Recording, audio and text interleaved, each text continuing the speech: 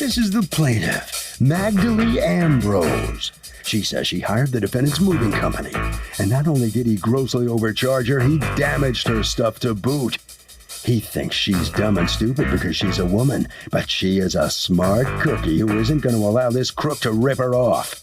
She's suing for $1,600, the amount she's owed.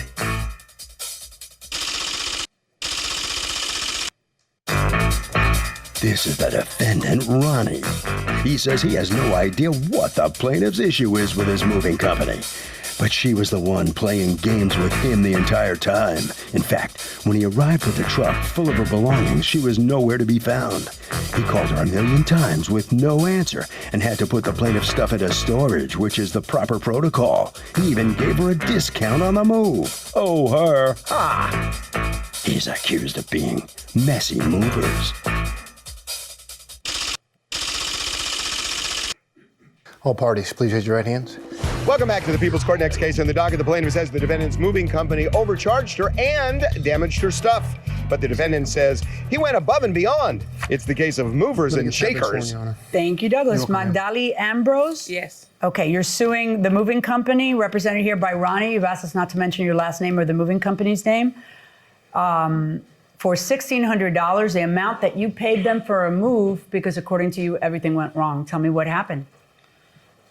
Or when I went online, when I moved last year, I went online to try to get a moving company, and I picked them up, and then I talked to him, the plaintiff, and You're the plaintiff, he's the defendant. You talked to the defendant. And he agreed to move me. Okay. Are you the person she talked to? Yes, ma'am. Okay, and what was the price? No, he didn't give me a price. He said he was going to charge me per hour. Okay, what was the price per hour? Originally it was supposed to be $106 or something, or $2. Then he went down to $100. I negotiated with him. He went down to $100. $100 an hour. Mm-hmm. Okay. And you were moving items from a warehouse to from a storage. A storage where? In Long Island. And you were taking it to where? To Binghamton. And Binghamton is how far from Long Island? About 4 hours. So 4 hours. Give or so take. it's the time that it takes him to pack the truck, the drive to Binghamton, New York, and then the time it takes him to unpack the truck. Okay, so then what happens? Okay, so the next day we have an appointment to go to the storage, and I met with them, and like around 9:45, I went in there, and I helped them move the things in the storage. And when I got outside, all the things were sitting outside, and I was like, what's going on? Because the truck is supposed to be 24 feet long, and the storage is only 20 feet. And they had trouble packing the things up in the truck. So by then, it was like almost 1 o'clock, 1:45, and I was furious. And then while... What day was this? May 1st. That was May 1st, 2014. Is that accurate? Yes, ma'am. Okay, go on. And Don, who's the one in charge of the move, he told me, well, by the way, the move is going to be $2,000. And Well, how does he know? We haven't finished yet. And it's $100 an hour. Yeah, it's $100 an hour. And he said, by the way, the move is going to be $2,000. And I said, how can the move be $2,000? Because it's only been 3 hours. And I was upset. And I tried to call him, and I couldn't get a hold of him. Yeah, Ronnie. I tried calling him. I couldn't get a hold of him. I called and called and called. I couldn't get a hold of him to discuss what's going on. So I didn't talk to him. So meanwhile, I just left and up to Binghamton. And the next day, I know that they told me they will call me early in the morning to bring the things. So I didn't get a call from them. All I know is when they got there, it was like between 12 and 1 in the afternoon. So I was nowhere to be found because I had an appointment with them. They told me they would call me to let me know when they come. When I didn't hear from them, so I just assumed they weren't coming because it was from 12 to 1. So I had to go to work, so I left. So, and I kept getting, like, I got a few phone calls from Ronnie. And when I got home, saying Wait, that... you got a few phone calls from Ronnie and what? And he was saying that his schools are outside. I'm nowhere to be found. And what did you say? So then I call him, and then we started arguing about the price. So he told me he dumped my stuff in the storage. But Wait. The first time you talked to Ronnie that day, when you go to work and they haven't come, you talked to Ronnie at what time? After work or during work? I talked to him. I think it was during work. I'm not 100% sure. What time did you first talk to him? Because I see 5 phone calls in their phone records to you that are 1 minute long where they're trying to reach you. They were probably leaving messages.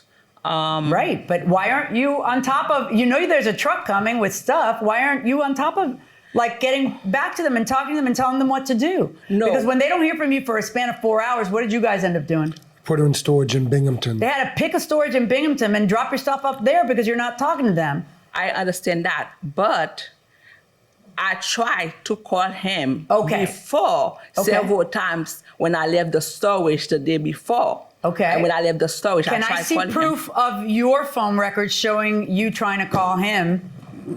Oh, I don't have anything that says that. I text him. I don't have anything because I was calling him. Okay, how many texts did you send to him? I don't know, a few of them. Okay, but still, what is going? Okay, let's assume you sent him if you texted the day before, and what are you saying? He didn't answer you about it? When I was leaving the storage. I know what your worry is. Your worry is, hey, somebody told me this was going to be too expensive, and I want to talk to you about it. And that's fine, but what are they supposed to do if they can't find you and they have your stuff and they're at your house for, how many hours were you guys there? 4 hours. So why aren't you making arrangements so that, what did you think they were going to do? That's more hours on your clock anyway. They weren't there for 4 hours. Okay. They were there for like about an hour. It wasn't 4 hours. It was What time did they get there? What hour were they there? They got there like around, when they first called me, it was around 12. As a matter of fact, Around what? It was around 12 or 1, between 12 So or they 1. got there at 12. How did you know that they got there at 12? They left you a message? My neighbor told you they got here at noon. My neighbor said people from the store were looking for you. Why didn't you just leave a key with the neighbor and the neighbor could have let them know? No, but I just moved there. I didn't know them that well. So they got there at noon and then what? They call you how many times after that? How many times did you guys call her after that? 5, 6 times that day, and we started again the next morning. Did you ever talk to her on May 2nd? No, ma'am. Oh, so where she's saying that she's negotiating price with you, that's not what's going on? That was the day before. On May 1st, she called me. I've got the contract that said she was paying $109 per hour. And I said, yes, I'll go down to $100 per hour. When we got there, when we were originally on the phone, it was a smaller inventory. When we got there, the place was packed. So it went Well, from I mean, being, that's, when it's $100 per hour, it's $100 per hour. Exactly. Right. So but how is somebody estimating it's going to be $2,000? That doesn't sound right. It was 4 hours on the load up. We have 4 hours to Binghamton. That's 8. We have 4 hours back from Binghamton. That's 12. Oh, the back. And I the wasn't unload. calculating that. Correct. So. Plus the unload. Right. All right. Well, so you talked to her about the price the day before, and how do you leave it? So the foreman had said to her, I just want you to know the original estimate was $1,500 plus fuel surcharge, that this could go to $2,000. Just telling you beforehand. Normally we get paid for day one. She said she didn't have any money with her, and she would pay us in Binghamton. Okay. So I approved it. Okay. Very, very nice lady, just trying to make the move go smooth. Okay. When my guys got there, they'd been calling in the morning. When my guys got to Binghamton, they called me. Show me your copy of the phone records. I want to make sure I have everything that you want me to say. There you go. These are from my cell. This was me trying to call That's Maggie. you trying to call. So these don't include him? Correct. Where, you didn't bring those? He doesn't have them. Doesn't have the phone anymore. This is over a year ago. Yeah.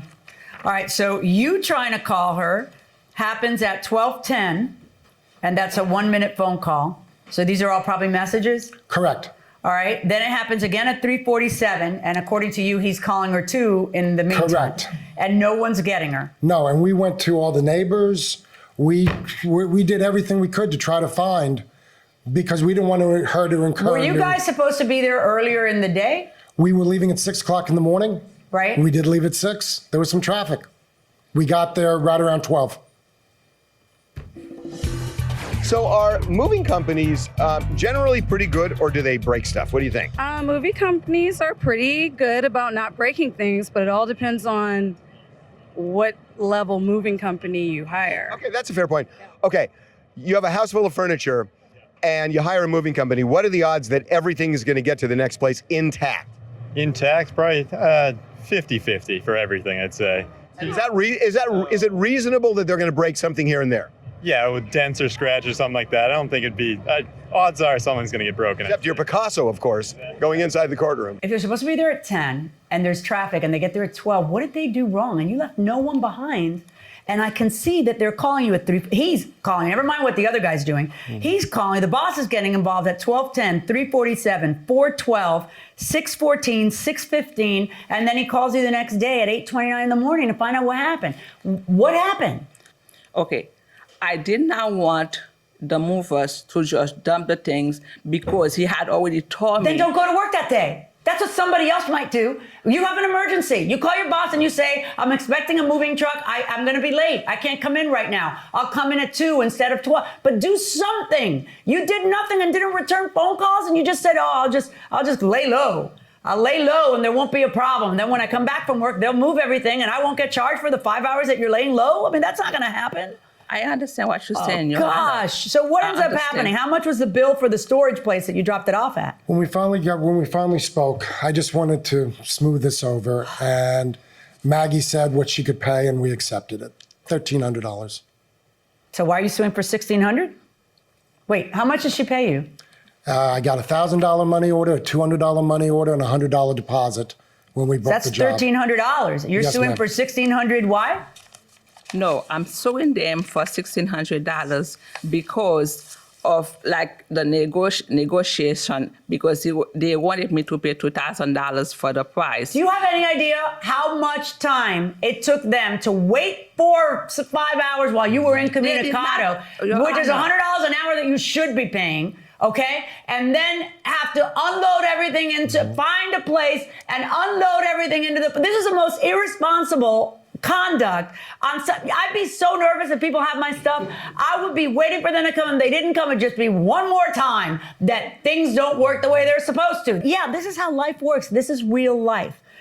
And this is where you call your boss and you say, I cannot come in, or if you have to come in, because maybe your boss isn't nice, then this is where you say to your relative or friend or whoever else, hey, I need you to supervise this. Or this is where you return a phone call.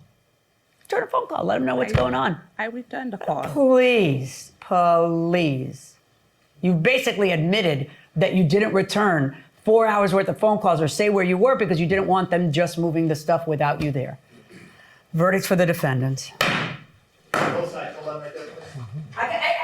What I can't believe is that after you do that, when it's an hourly charge, a guy's nice enough to just take what you can pay and then you turn around and sue him anyway. Oh.